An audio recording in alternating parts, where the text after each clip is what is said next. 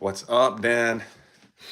I'm just getting a workout in, a nice easy walk because I'm still under the weather. I'm not quite 100% yet. I'm still like recovering from the flu that I caught. But I'm well enough to walk and talk now. Yeah, a nice walk in the forest, yeah. So anyways, yeah. I'm super stoked, guys, because tomorrow is day one of our adventure to Peru. Yeah, we fly out tomorrow, so I'm so excited, guys. I can't wait. We're actually going to be going to one of the ancient wonders of the world. If anyone knows what I'm talking about, it's in Peru. There's actually a bunch of historical sites out there too. Wait one sec, guys.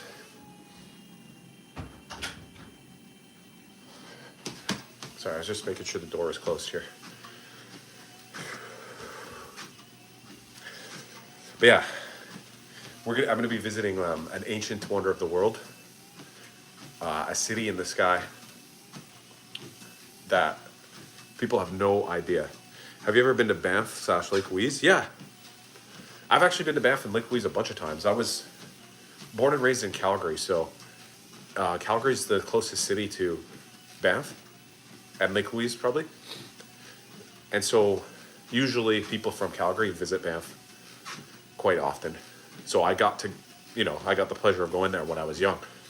But actually I was just in Canmore recently, like just I think a month or two ago, back in October, I believe. My wife got a modeling job in the Rocky Mountains. We were doing a photo shoot next to Lake Minnewanka, and we had to go and stay in Canmore for a couple days. And Lake Minnewanka is like a lesser known lake than Lake Louise. It's actually closer to Canmore, I think. But it's the same sort of idea. Like it's a glacier lake in the Rocky Mountains. And because she got this modeling job, I actually was her accessory. Will I live stream from Peru? I'm going to do my best. As long as we have service. I don't know if we're going to be able to every single day, but we're going to every single day that we can. There might be some areas, though, that we go to that are very remote, and in which case we're going to, instead of live stream, we'll film video vlogs and then release them later. Thanks.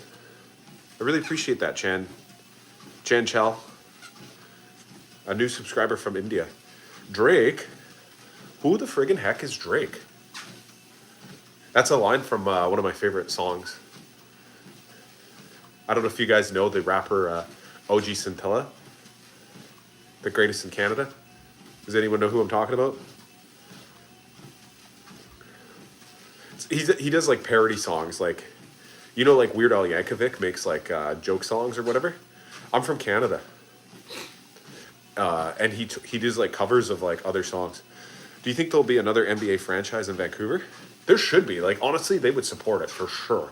Basketball's huge in Canada. It's so popular, honestly, among like urban like urban people. Like, I don't know how to say this. Like people from the cities, like Vancouver, like downtown, like big cities like Calgary, like Edmonton, Toronto, Montreal, like they all like people for some reason people in urban environments love basketball. Maybe because it's so accessible. Like there's a lot of basketball courts in urban areas, and I find it's also super popular with like first generation and second generation immigrant people to Canada. So there's a lot of that in Vancouver. Like Vancouver's very multicultural, very diverse, and they would have a huge following if they got a new NBA franchise. Like I find a lot of Asian and African, even European people, like from European descent, they all cheer for basketball teams too. Even though hockey's still number one, the Vancouver Grizzlies would definitely be supported if they came back, for sure. I don't think it would ever be as popular as the Vancouver Canucks, but they still could have a huge following. There's a lot of Indian people in Vancouver, like in the town of Surrey. I'm pretty sure it's like majority Punjabi, and they even have like Punjabi hockey broadcasts now, where you can watch the hockey game and it's streamed in Punjab, like with the announcers, which is pretty cool. Like that really helps grow the sport because it really gives an opportunity to like new Canadians to experience more of the culture that we have here. But yeah, anyways, guys, I'm feeling a little bit better. I know yesterday I said that as well, but today I feel even better. Like if yesterday I was at like maybe like 40%, now I'm at like 50, 60% right now. And I'm saying in terms of energy wise. In overall like sickness or whatever, I probably was at like, I'm probably like 80% or 90% done this sickness. Like I'm not sick anymore. I just have a bit of a stuffy nose and that's about it. And low energy. But the low energy is expected because when you have a fever and you have to use your immune system as hard as I did, as hard as people do, like you basically deplete yourself of all your energy, all your resources, and you end up like losing your reserved energy that you have, because it really throws you off, because like for example, you spend a whole day in bed, like just lying down in bed all day. You think that after a day in bed you'd feel more energized, right? Because you didn't expend any energy. But realistically, you were expending energy on the inside. Your immune system, your white blood cells were fighting a viral infection the whole time. That's why you wake up drenched in sweat and your body's sore. Like, I feel soreness like all over my muscles. My back is sore, my chest is sore, my neck is sore. Everything's sore right now. Like I worked out. And honestly, I probably lost all my gains, guys. Like last week before, I was going hard in the gym, like every single day, pumping iron, like heavy weights. And then I went back to Calgary, boom, got off the airplane, sick as a dog. Next thing you know, it's 2 days later, I'm feeling a little bit better, but I bet you if I went to the gym right now, I bet you I'd feel weak as you know what. But it's all good, guys. It's all good. I'm excited for my vacation, and that's about it. It's always been a dream of mine to be able to go and visit Machu Picchu. I don't know why, but I've always been drawn to that historical site. I find it really interesting to go and see like ancient architecture. I'm even interested in the Great Pyramids and stuff like that as well. But for now, this is what we're crossing off the bucket list this year, is going to the Andes in Peru to visit the ancient site of Machu Picchu.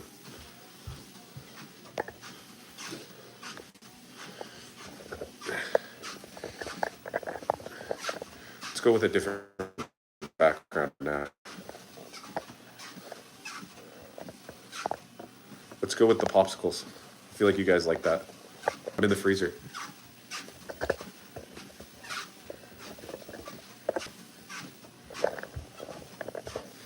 That's actually badass. Yeah, it is. Thanks, Ethan.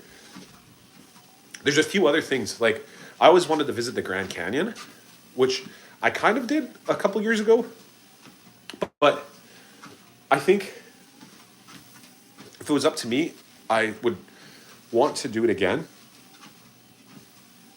more thoroughly, because I say I kind of did, meaning that I kind of just drove by it. Like, we did a super long road trip. I think it was about I want to say 2 years ago. My wife and I, we drove down to we drove from Calgary. First, we drove down to Salt Lake City, Utah. Spent some time there. Then we drove to a town called St. George, Utah, which is kind of on the border of Nevada and Utah. And then from there, we drove all the way down to Phoenix. So in total, we went from Calgary to Phoenix. And when you're heading from St. George to Phoenix, you kind of have to drive around the Grand Canyon, so you get a little view of it from the side. But we didn't like stop and like get out and do any hiking or anything like that. So that's the one thing that I feel like if I had a chance to, I would go back and do another tour that was more more involved, you know, because we didn't really get involved in the Grand Canyon. You know what I mean? Like, they do things like helicopter tours there, or you could do day-long hikes where you basically like climb down to the bottom of it and then climb out. There's even a special marathon there that you could sign up for, and it's basically like a full 42 kilometers up and down through the Grand Canyon, which is really cool. That, you know what, maybe I might do one day. But that's another like big site that I'd like to see, even though that one's like more natural, like it's not really man-made. It's carved by water, supposedly, you know, like an ancient river that just kept flowing through the ground there, and it just kept making a hole deeper and deeper and deeper until it carved out a whole Grand Canyon. But I'll be honest, guys, I actually heard a conspiracy theory once, and this could be complete BS. Like, you know, I don't know if this is true or not, so don't take my word for it. I'm letting you know that this is what I heard, that if you go deep enough into the Grand Canyon, there's like giant structures that look just like the ancient Egyptian pyramids inside of the Grand Canyon, and the government has like banned people from going there. Like, there's like a bunch of signs that say stop, don't go any further, under military protection, don't take another step. And like, if you try to go in there, like military helicopters will fly down and like arrest you and stuff like that. Because I heard that there's like basically like the Great Pyramid of Giza is inside of the Grand Canyon. That's just a conspiracy theory that I heard. I'm not saying it's true. I'm not even saying that I personally believe it. I'm just saying that's what I heard. You can do it with that information whatever you want. It could be complete BS. It could be completely made up. I'm just saying that's what I heard, is that there's a pyramid in the bottom of the Grand Canyon, which would be completely like mind-boggling if that was true. If that was actually true, guys, our minds would be boggled. We'd be like, what? Because how would that be, right? You know, everybody claims, like the traditional timeline of civilizations, everybody claims that the North Americas were only populated about 10 to 20,000 years ago by nomadic hunter-gatherers that traveled across the land ice bridge that was basically up in Alaska. But yet there still seems to be a whole bunch of evidence of ancient technology and civilizations all throughout the Americas. Hi, Julie Chung. Didn't the indigenous population build caves and houses in the sides of the canyon or mountains? Yeah, exactly. There's even caves in there. There's been stories as well, yeah, of like secret little caves. And this is in and throughout Utah as well. I've heard this, and we spent some time in Utah. We actually did a really cool hike in Utah in a slot canyon, which is like, it's like a very narrow canyon. Like, it's only about 10 feet wide from side to side, but it's probably like 100 feet up. and you're basically walking through like a crack in the earth, almost like that thing that I showed you guys. Like here, I'll show you a picture of this is like this is kind of what it looks like, only a lot bigger. Like this is only big enough for like a small dog or like a mouse to go in or whatever. But the slot canyon that I went into in Utah is big enough for people to walk through, and there's like water on the bottom. We got wetsuits so we can like walk through there without worrying about getting wet. Some cave explorer went missing after discovering a strange cave entrance in Nevada. Yeah, I've heard of that as well, right? And then get this, guys. I've also heard that they did LiDAR scans of the Amazon rainforest, and they can see like huge, massive layouts, like grids, like grid lines, and like perfect geometry that doesn't make sense unless it was man-made. And it's possible that there is a whole burgeoning civilization that was in there that's just been overgrown because it's so dense with vegetation, and the trees grow so fast and thick there that you can't see them. Even if you flew over them with a helicopter, when you look down, all you can see is the tops of the trees because they're basically buried. Like there's trees growing up through all these old structures in the Amazon rainforest. There's ancient sites like Machu Picchu where they have a giant stone building and city basically that's 3,000 feet up in the air that they have no idea how they got them up there. How did they get those stones up there, guys? How did they put them together? How did they architect design these if they're trying to say that the nomadic indigenous groups were just hunter-gatherer tribes that had no concept of math or science or anything like that? It's simply not true. It was called the M Cave, and nobody was able to find it again. It's pretty scary. Yeah. There's even another thing up in Montana, I believe it is. And it's a stone wall, but it's located on private property. And it looks like a perfectly made, like border wall, kind of. But it looks to be like thousands and thousands of years old. And it's never been investigated properly because the scientists or whatever, the archaeologists, they can't really disturb it because it's on like somebody's private property. Like it's on like a guy who owns like, acres and acres and acres of land out there somewhere. And it looks like a giant stone wall, like the type of wall that you'd see like at a border, like a border wall, like a crossing, like almost like the Great Wall of China type thing, you know what I mean? That's one thing that has been discovered that isn't properly investigated. There's another thing as well in the state of Oregon where they discovered like an encampment that was like from thousands and thousands of years ago that could mean that there was people there before. So either way, guys, it seems a little far-fetched that any of this stuff is just coincidences, Like I feel like some of this stuff might have been there might be more to the whole story than what we're thinking. But at any rate, I'm going to go look at the Machu Picchu and see what I think. There's even another sacred site that I want to see in Cusco called Sacsayhuaman. And what that is it's not as spectacular as Machu Picchu in terms of its grand size, like its vastness, because it's like a smaller location. But the actual size of the stones and the intricacy of the way that they fit these stones together is even more amazing.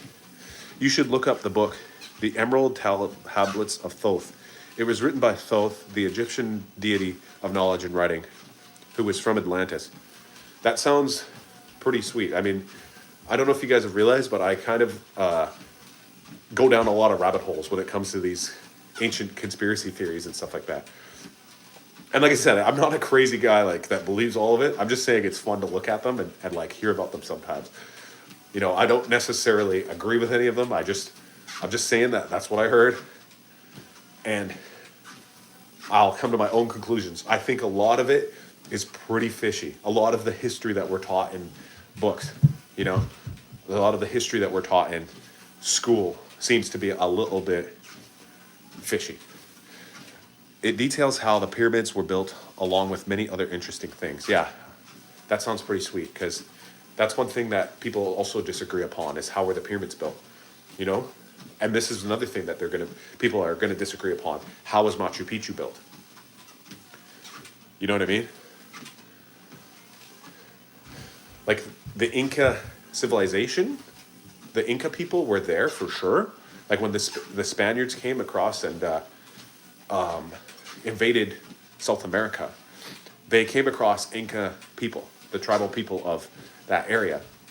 But it's not even necessarily known for sure that they had the right type of technology to be able to build that site, to build those sites. But I'm going to go find out a lot more about it, guys, and see what's going on. I'm so excited. I'm so interested to see what's going to happen. I'm heading off there tomorrow. Human beings are just extremely industrious. I feel like there were very high Q people relevant for the time. Yeah, exactly. I think it was just a different type of knowledge too. Like I think we are so smart today, like as people, but we're also so dumb, like at the same time, if that makes any sense. Like, because we don't have to be smart, because we're reliant on technology. You know what I mean? Like we always have our phone in our pocket where we can just ask it whatever we need. Like if we have a question, you just Google it, right? And if you didn't have your phone, you know, you'd feel like you lost a whole bunch of knowledge. But back, you know, hundreds and thousands of years ago, people didn't have that type of thing. They had to remember more stuff. So they had to remember maps in their head. If they were traveling across far lands to go and meet somebody or trade, you know, trade routes and things like this, they were navigating that all by like visual representations, like looking at real live landmarks and cues, and probably navigating using like the stars above, which we have no like ability to do anymore, barely, you know, unless you're literally studying that type of thing. But there's so much light pollution now, we can't even barely even see the stars. I can't even imagine though what the world must have been like. It must have been so scary too though at the same time, guys. Like, could you imagine a world without electricity? Oh my God. Imagine having no lights at night except for fire, like torches. It would be so scary. Everything would be so scary. Imagine how cold everything would be. You wouldn't have a little dial on your wall where you just turn a dial and your, you know, air conditioning turns on or your heat turns on. You'd have to start chopping wood and like building a fire in your freaking hut to get yourself warm. That'd be messed up, guys. Imagine what you'd have to go through to cook a steak. You know what I mean? Like we have ovens now.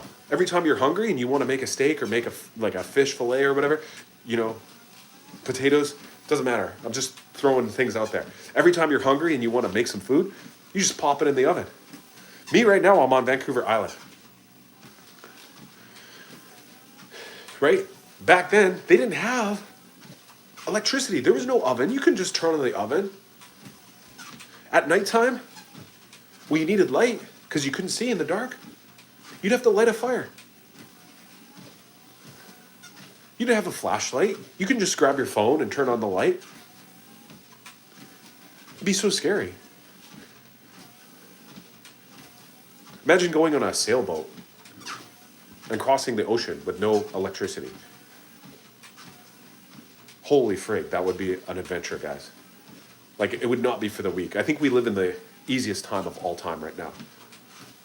I think everybody should be so grateful right now that we're literally living in a time when we have a device in our hands at all times that has so much knowledge, more knowledge than we've ever had before, and the ability to communicate and talk with all of our friends and family and loved ones at any given moment. You just have to type their number in. And like I said, look up anything, use it as a flashlight. If you're cold, you just turn the heat on. If you're hungry, you DoorDash something to your house and a guy shows up with a hot, ready meal right to your door. It's such an easy time. We humans are not using our minds because of internet and technology. Yeah, exactly. I think we have more potential, but it's a weird balancing act because the solution would not be to use less internet. The internet is a great gift. You know, it's a perfect example of a technology that is limitless. Like there is no limit to the amount of applications that you can do with the internet. You know, like we're more connected than ever before. It's almost like we can communicate and think and understand each other way better than ever before. You know, throughout history, there's been so many, months across the Atlantic, exactly. It'd be crazy, guys. Just, it would be insane. But throughout history, there's been so much time when there was war and there was not peace and there was misunderstandings between groups of people. And so many of their differences probably could have been resolved if they can just come together and have a greater understanding of each other's culture and story, you know, their history, and come to some sort of like peaceful agreement. And I think with the internet, you now can have that happen. Even though there's still war in the world today, I think that the wars can be resolved a lot easier because it's more easy to humanize your enemies. You know, where I think back in the day, like before the time of electricity and internet, I think people were like more animalistic and savage like they would kill or be killed because that's the only thing that made sense to them. So if they found an enemy, they would be less likely to be able to humanize them. But now we can connect with them on a different level. One of my dreams is to sail across the ocean. That'd be pretty sweet too. It's a sweet dream, Dan. But yeah, like we could use Google Translate. We can understand like even other languages and stuff like that. We could learn like the teachings of all kinds of different books and stuff like that that wouldn't be readily available.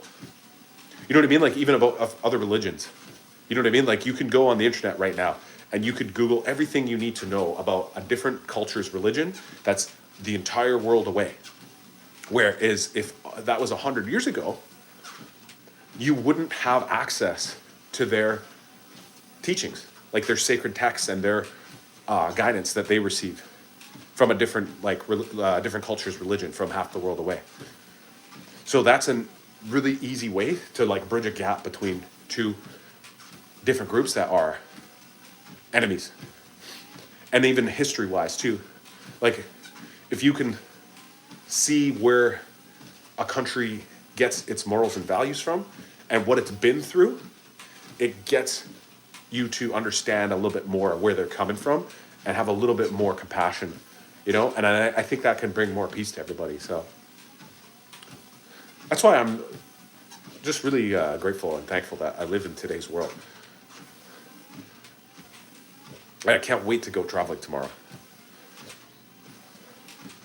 and go see one of the ancient sites of South America.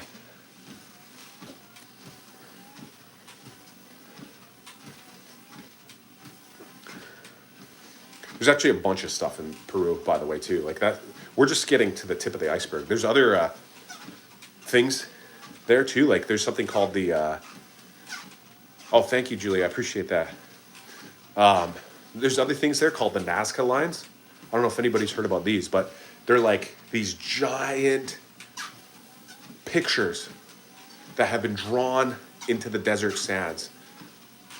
So large, like there's pictures of like a giant man or a giant spider that would have had, the only way you'd be able to understand what you're drawing, something this at this scale, would be if you were really high up, like you were flying in the sky.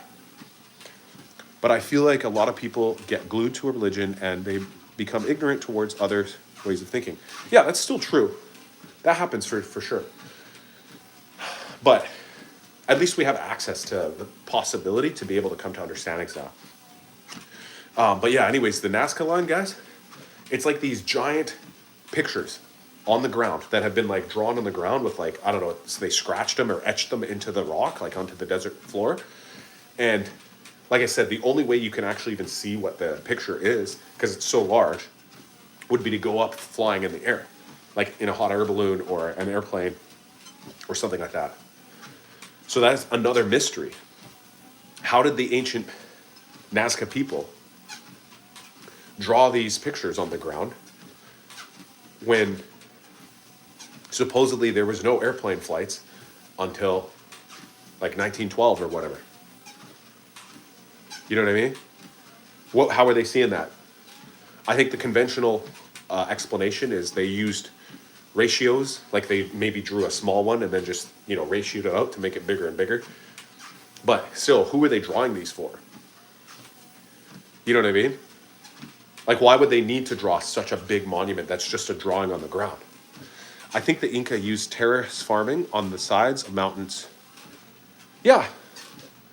No, I think you spelled that right. Yeah, they did. Yeah, we're actually going to visit a terrace farm there too.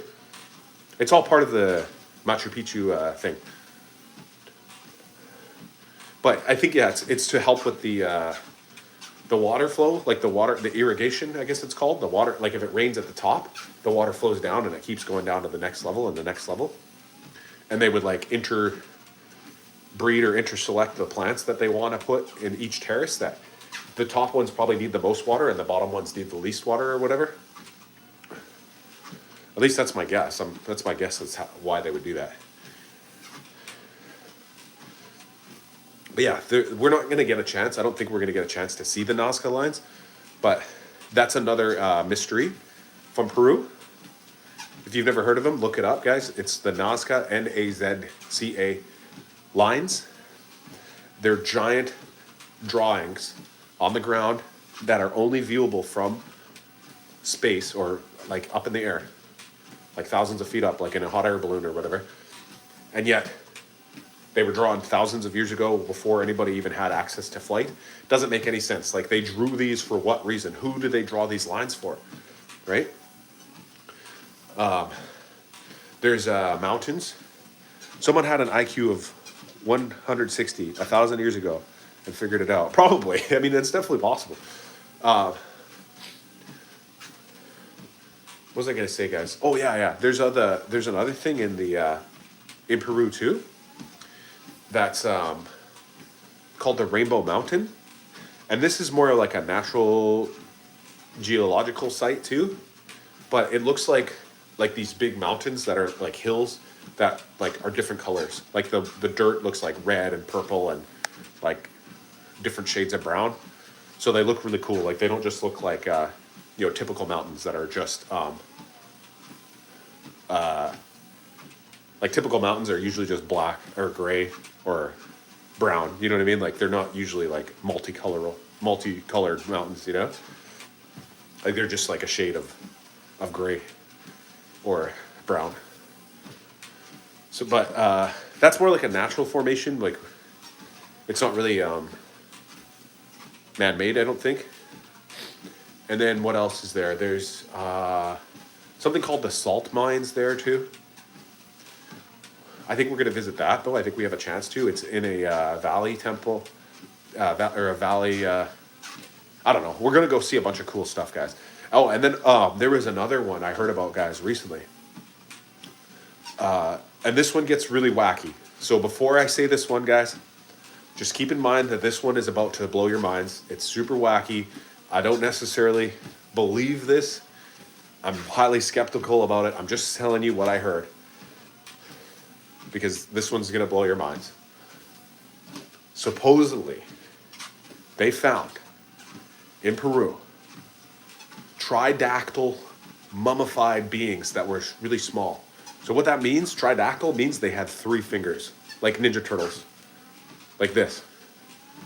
Like, imagine I had 3 fingers, and they were tiny beings, like the size of like dwarves, and they're mummified, like they're wrapped up like mummies. And instead of having regular hands like this, they have 3 fingers and 3 toes. And some people claim them to be a falsification or a hoax. Others claim that they're real. And one of the specimens that was discovered was said to have an alien baby inside of its womb. So it was a mummified tridactyl alien creature with a fetus inside of it. Again, this is a complete unknown theory. Like, I'm not claiming this to be real. I'm just saying this is what I heard, guys. It could be completely BS, and I just made that up. But take it with a grain of salt. That's all I'm saying. It's true. Religion separates people. It's good relationship with each other that is important. Yeah, exactly. It's not just religion. It's religion is a big one though. It's a big limiting factor. Like it's a big reason why a lot of people disagree on like major issues. It's also cultural, like just like disagreements about culture, sort of, governmental, and like societal values, you know? And religion usually ties back into a lot of this, but it's not necessarily always that. Like it could be political reasons. Like for example, communism and capitalism, you know? Like there was a big time when communism and capitalism were like, you know, enemies, like warring, like people would have unfounded hate against one another for their point of view, you know? Because of their strong beliefs in one system or another, right? Or it could just be, yeah, like literally like societal, like how you see the world, you know? Like some cultures come from a culture of scarcity. Maybe it's because of their history, like where they developed for a long, long time. So they have a feeling of like wanting to take because they had a scarcity mindset just through, you know, thousands of years of development. And then another culture might have a culture of abundance, and those two ideals can clash with each other too. So it's not just, I'm not even just saying it's just about religious difficulties, like differences. It could be all kinds of different things that caused wars in the past. But I think we're getting to a point where we'll be able to agree on more and more stuff as we go along here. Because people can, like I said, they can see the point of view of their enemies a little bit easier. You know, they'll be able to look and say, oh yeah, you know what? I get it. I totally get where he's coming from, you know? Chicken jockey throws a live baby with 3 live grenades. Maybe a close relative to Homo sapiens, like Homo erectus, maybe. I don't think so, though. I don't think so. Because Homo erectus didn't have 3 fingers. It would be like some sort of undiscovered different species of ancient hominid. If this Peruvian tridactyl mummy is to be believed. Which is not out of the question. Like, it's not out of the realm of possibility. I'm pretty sure there was another one. Pretty sure there's another one in Peru. It might not have been Peru. It might have been like Colombia or something like that. But they even made a Indiana Jones movie about it called Crystal Skulls, which were like these elongated skulls. Like they looked like regular human skulls, but they had like long, like backs of their heads. Like they had these weird, huge craniums. And I don't know what the official ruling is on the crystal skulls. I think some people said that they were some sort of like ornamental religious practice or something where they put bindings on their heads or whatever, and it literally elongated their skulls, perhaps. I've heard other people say that they're just completely fabricated hoaxes as well. I think the Indiana Jones movie made it, it had to do with like aliens. Like aliens were involved in the movie. I like trains. I'm going to take a train, guys. I'm actually so excited. We're going to take a train in just a few days. I already got the tickets. We're taking a train across Ollantaytambo, which is a sacred valley in the middle of Peru between Cusco and Aguas Calientes. We're going to take a train. It's called the Vista Dome. And it's basically like a passenger train where you can look out the windows. There's like a 360-degree views out the windows, and you could see like the beautiful valley, you know, around you, which is really cool because, you know, Canada doesn't really have many passenger trains, you know? At least if they do, like, nobody takes them. Like, they're not marketed well at all. They really could, to be honest. Like, they could and they should. If anything, you know what I feel it could be super popular? They should do this. This is a $1 million idea. If frickin' Nenshi, if you're watching this, take this idea. build a train that goes from Calgary to Banff. Or hell, it goes from Calgary all the way to like Revelstoke or something. That way you can go right through Banff. It has a stop in Banff and Lake Louise or whatever, right? Make it a super luxury style passenger train where people can hop in, sip cocoa as they drive through the mountains. That'd be so cool. Do you think humans are a product of God or a product of evolution? I think it's both. Basically, what I mean by that is I don't deny evolution. I think it's very easy to even see adaptation that has happened to animals, to see them evolve over the last few years. Like, for example, humans have domesticated so many animals that used to be wild, like cats, dogs, sheep, horses, cows, even, chickens, all kinds of stuff like that. And their adaptations are proof that creatures evolve. But the process in which evolution occurred from the beginning can't be explained. You know what I mean? Like, even if you as a scientific mind could say, okay, well, we see, that there used to be skeletons of dinosaurs and, saber-toothed tigers and, ancient fish and, ammonite and stuff like that. Even if we see those things exist underwater and blah, blah, blah, and we could go back and we can estimate how many millions of years ago they were and keep looking back and seeing smaller and smaller organisms and stuff, and you could extrapolate that down and understand that maybe they came from a single cell organism. That still does not explain one iota where that single celled organism gained its own consciousness and its own quote unquote life. Where did the RNA and DNA come from to begin its journey? I think we have an idea of some of the processes because we can observe them nowadays, because we have the technology and the ability, but we didn't invent any of that. That was just already there and we're discovering it. So that's what I think.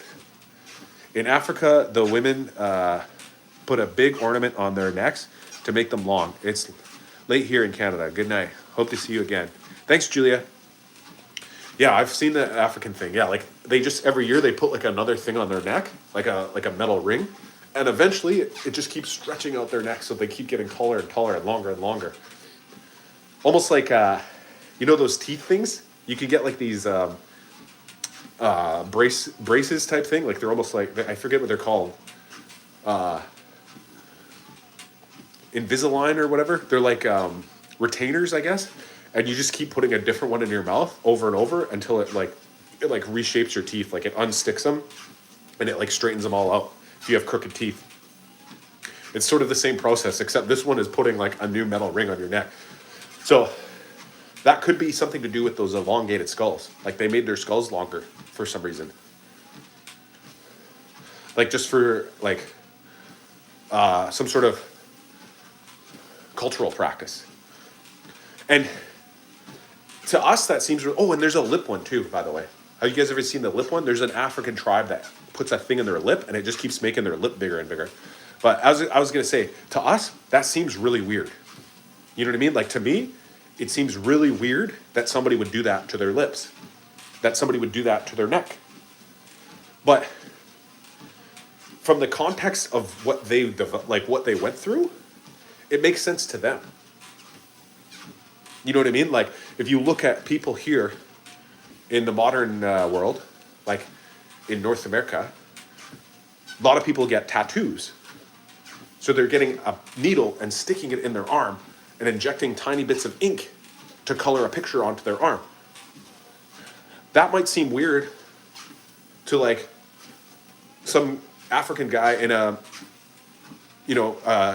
traditional, tribal way of life. That might seem weird to them.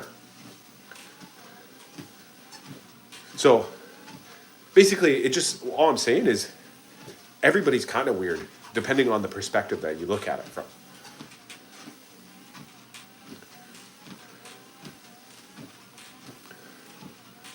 Like every different type of culture has different rules and values and stuff like that that might be different to one another. And again, like I said, this could probably cause differences in people's agreeances. Like if what if they don't agree with each other, and it could cause wars, because you might feel so disattached from your fellow man, because you're like, what the heck, this guy, he's not like me. But realistically, guys, we're all one. We're all human.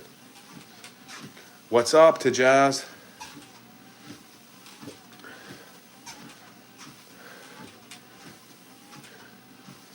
I'm just doing my late night workout walking stream. I've just been chatting. I'm so excited about going to Peru. So I've just been chatting. I've been talking about the different... I think tattoos are visually appealing. Yeah, so that makes sense to you then. That's because you're from this culture then, Dan. You're from the culture that finds tattoos visually appealing. So it makes sense. You got that right. We all bleed red. Yeah. Where am I going? I'm going to the Peru. I'm going to the Machu Picchu.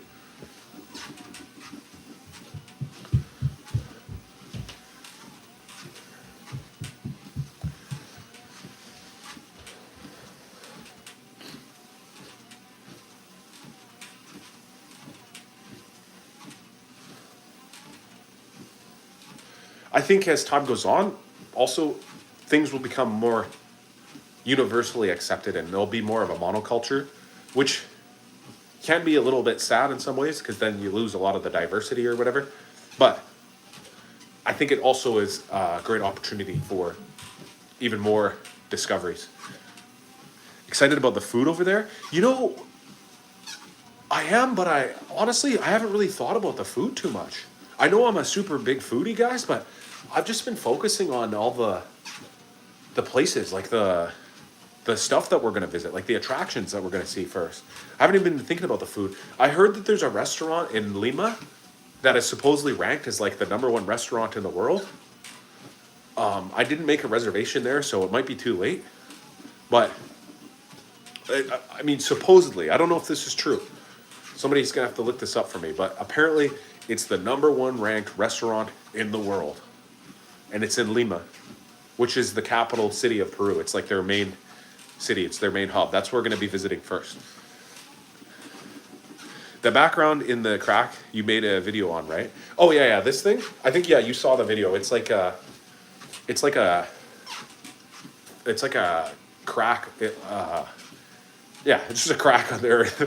I forget what it's called. What's it called? The Abyss. That's what it's called. The Abyss. And it's just in Vancouver Island. It's just outside of the city limits of Nanaimo. I actually ran there from my house. Like, the city of Nanaimo is such a small town that I literally like walked out my front door and I ran to this attraction. It was like 13K. There and back too, by the way, so it's not even far.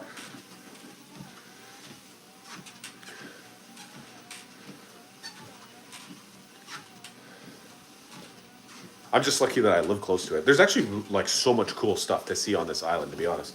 One time I was up at the beach and it was actually a crazy moment, guys. It was the first day that I actually moved to Vancouver Island. The very first day, like the first day.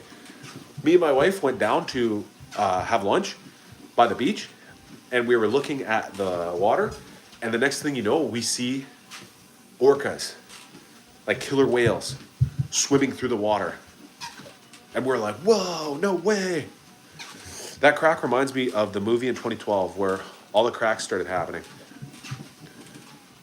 Which movie in 2012? Was it the movie called 2012? I forget how that one went. That was like a disaster, like end of the world movie. I remember those movies trended for a little bit. Like there was a multiple different versions of that movie. I think there was one called the day after tomorrow or something like that. And then there was another one called 2012. And then there was another one called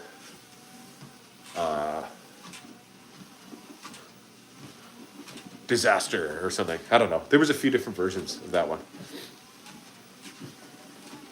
It's basically just end of the world movie, like Armageddon, where the world just explodes, basically.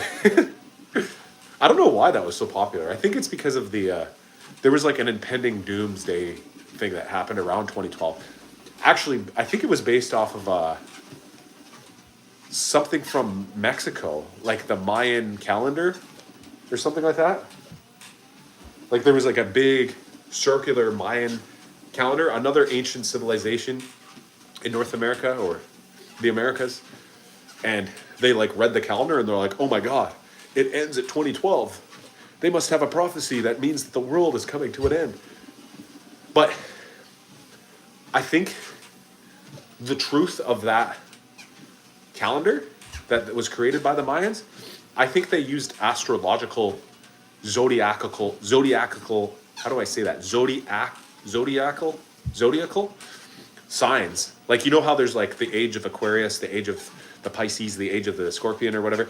I think they were calculating the movement of the stars, and they calculated that by 2012, from whenever they started their calendar, it would be the new age. Like they were like going to be under a different star sign. Because I don't really understand it, but I'm pretty sure like the way that the Earth like spins around and goes around the sun or whatever, and the sun is spinning around a galaxy, giant supermassive black hole in the middle or something, we could like look up at the stars, and every few thousand years like the stars look a little bit different. Like the whole Y2K thing. Yeah, I remember the Y2K thing pretty vividly. Because Y2K, I was 9 years old. And when you're that young, like, you're more gullible, I guess. Like, you know, you're more likely to believe in Santa Claus and stuff like that. So when we heard about Y2K, I remember all the kids in the school were like, oh my God, Y2K is coming. Oh my God. Like everybody was so scared for the days leading up to it. You know, like it was coming up to winter break, like that semester at school or whatever. And all the kids would be like, I guess we'll never see each other again because it's going to be Y2K. And I stayed up all night to see what would happen. The sun is moving too. It's not just spinning, it's traveling. Yeah, and the Earth, and then the start of the Sutwag and the K-Lug. Yeah. And then, yeah, and then nothing happened. But the theory of what was going to happen, which didn't make any sense, but kind of made sense, was I think somebody said that all the computers in the world were going to like explode or whatever because their internal clocks were set on like an analog system that was like going from like counting up. So like, and only the last two digits for some reason. So it'd be like 1999. It would just say 99. And then after 99, there's nothing after 99. It would have to go to 00. So the idea was somehow all the computers in the world were about to explode. Like all the nuclear bombs and everything were about to be shot off into just randomly because the computer said 00. Doesn't make any sense at all. I could see maybe a really shitty software like breaking down and not working anymore if it was not programmed to understand what 00 was, I guess. But why would the scientists build computers that just fire nuclear bombs just because the clocks are at 2000 instead of 1999? Like, it doesn't make any damn sense at all, guys. And then the 2012 prophecy thing was the Mayan calendar. So that one had pretty much even less validity because they just said it was going to end because of the Mayan calendar. Am I on Insta? I have an Insta account, yeah. It's my real name. It's Leighton Kiricha. Asking men for their social is super gay. C-Wag. I hope you mean gay like happy. Um, but anyways, yeah, and then wasn't there one more? Wasn't there one more Doomsday event that I'm forgetting? Like I swear, wasn't there one more where it was like a special date? Where everybody said the world was gonna end? I forget what it was. Was it just Y2K in 2012? 2012, it happened with CERN. Yeah, I've heard that theory. I know the one you're talking about. CWAG. This is the last one I'm gonna go into, guys, before the end of the stream. But basically, yeah, you're really, yeah, you're speaking it out loud there. The world did end. You're living in a black hole. So yeah, this theory, I'm gonna explain the theory. Again, this is just a theory. This doesn't mean it's necessarily true. I don't necessarily believe this. You can do with this information whatever you want. But supposedly, in 2012, back in 2012, CERN, which is this like scientific machine thing, they built like a giant machine, like a huge machine, like it's thousands of miles wide or whatever, and it's a big circle with magnets in it or whatever. And the point of this machine is to like spin particles around so that they can smash into each other like atoms or whatever at like super high rates of speed. And the theory is that in 2012 they did an experiment with this giant machine once it was completed, where they smashed two atoms together, and the two atoms like collapsed into each other, created a black hole, and sucked everything in instantly, like blink of an eye, like literally in less than a nanosecond, everything was sucked in to this black hole. So much so that we didn't even realize it happened. Like it would have been like instantaneously, like at the speed of light. And that means it was the end of our universe. And the universe is now getting sucked into that black hole, and we get shot out on the other side of this black hole into a new universe, like another dimension, basically. So nobody died. Like physically, our bodies are still here because we went in and out so fast. We got shot into a new dimension so quickly on the other side of the black hole, like a white hole, and basically created a new universe. And that's part of this theory, like that people try to like bring into it, is the Mandela effect.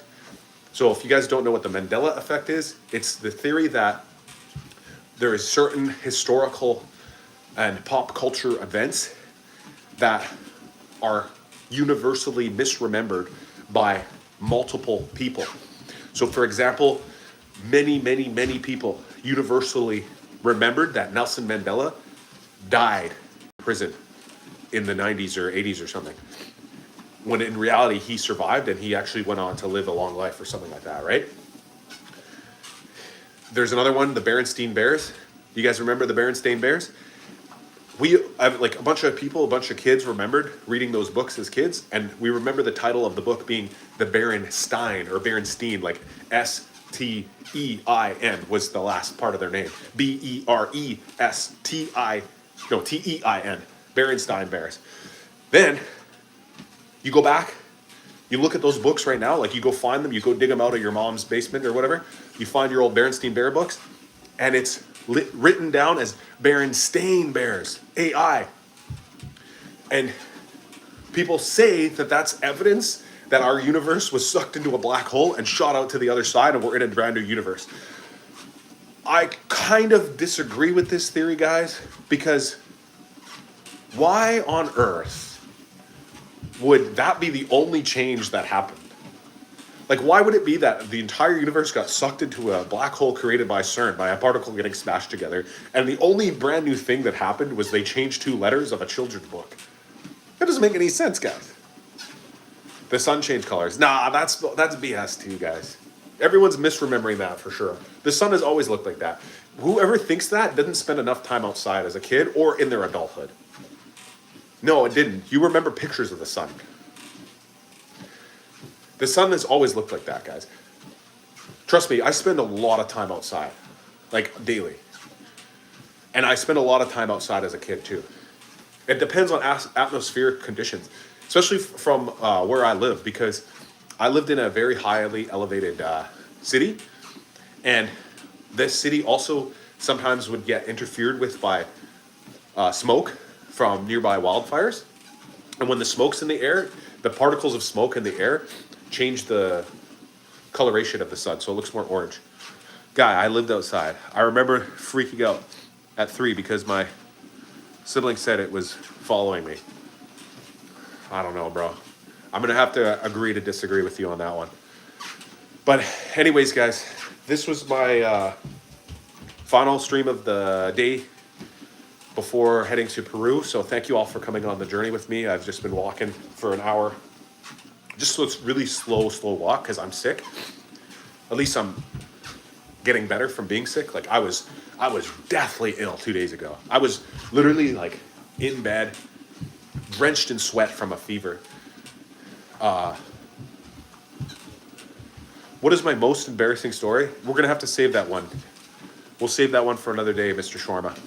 I can't tell that one right now. You tell your then, I will tell mine. No, I can't, bro. I'm ending the stream. Next time I'm on, I'll tell you. Just remind me. Safe travels to you and your family, man. Thank you so much. I really appreciate it. See you, Dan.